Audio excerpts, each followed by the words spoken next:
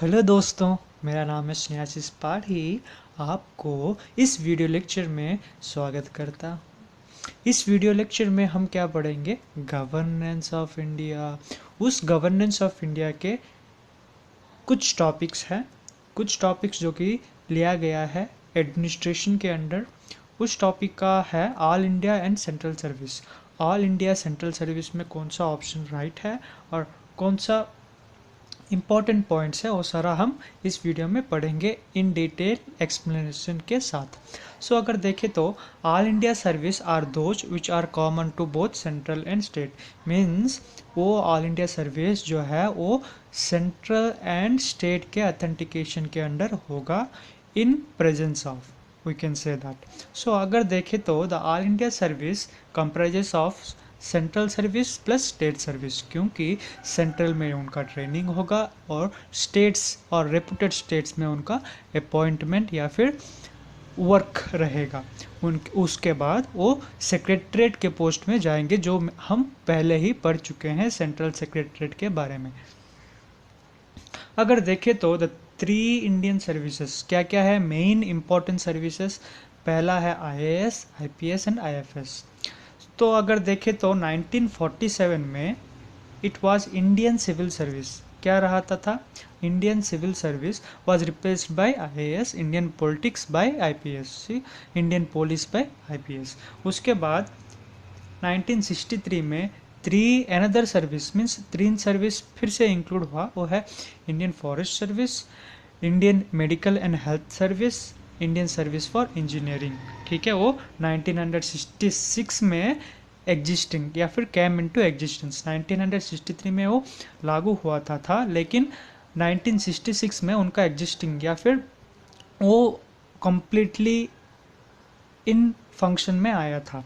उसके बाद अगर देखें तो article 312 authorise the parliament of India to create new all India service passed by Rajya Sabha. इसका मतलब है कि जब राज्यसभा में आर्टिकल 312 के दौरान वो ऑथेंटिकेट करेगा पार्लियामेंट, उसके बाद पास कौन करेगा? Rajya Sabha.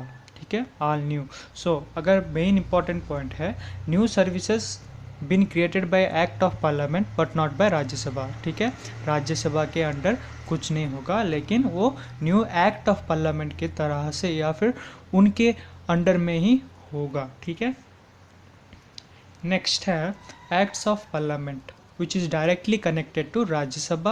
This power is given to Rajya Sabha to protect the interest of state in the Indian feudal system.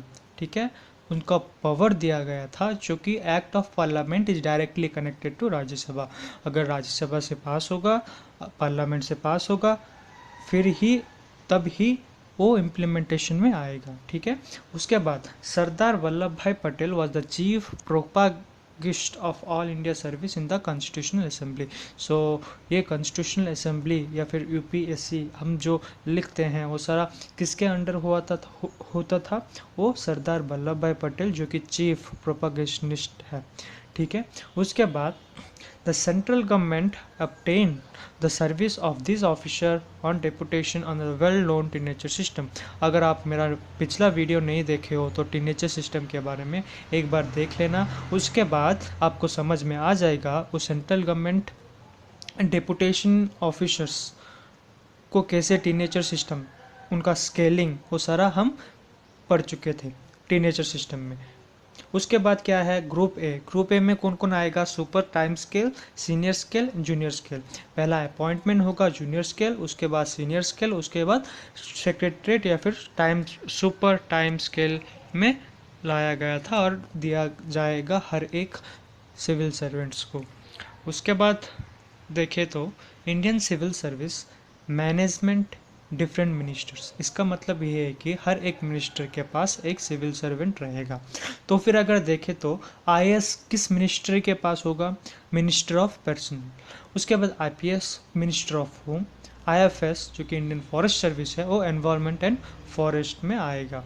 उसके बाद क्या है? Presently there are 24 state cadet in all for the Indian service. So 24 state cadets है in all of the Indian all India service में 24 state cadets है, जिसमें से 3 joint cadets है।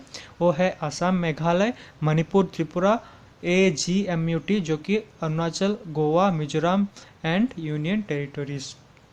अगर देखें तो इस टेबल क्या प्रोवाइड करता है, इस टेबल प्रोवाइड करता है उस यूनियन टेरिटरीज में और 3 जॉइंट सेक्रेटरी में कितने लोग कौन कौन सा ईयर में अपॉइंटमेंट हुए थे।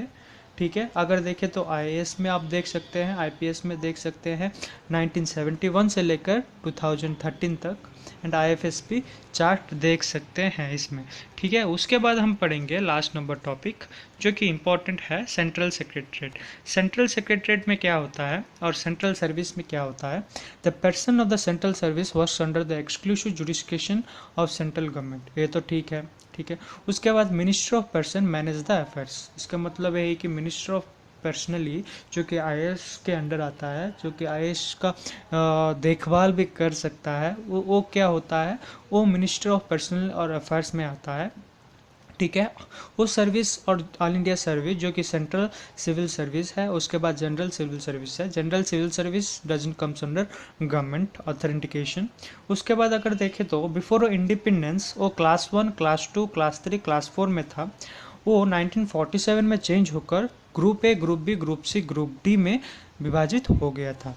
ठीक है, अगर based upon third pay commission 1990 से लेकर 1970 से लेकर 73 तक। उसके बाद ग्रुप A में क्या है, वो सेंट्रल सर्विस में जाता है, और group B is alternative of group A। अगर देखें तो ग्रुप C वो की क्लेरिकल क्लेरिकल वो C है क्लेरिकल।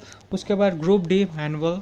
ठीक है, non gazette classes we can also say that, non gazetted classes also we can say that group D।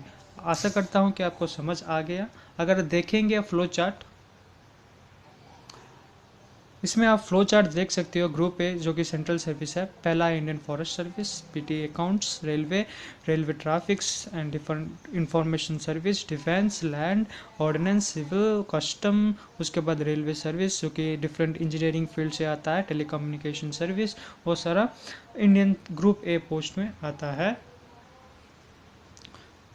वही आप देख सकते हैं 57 रोमन तक, railway protection force, Indian broadcasting service, वो सारा ग्रुप A पोस्ट में आता है।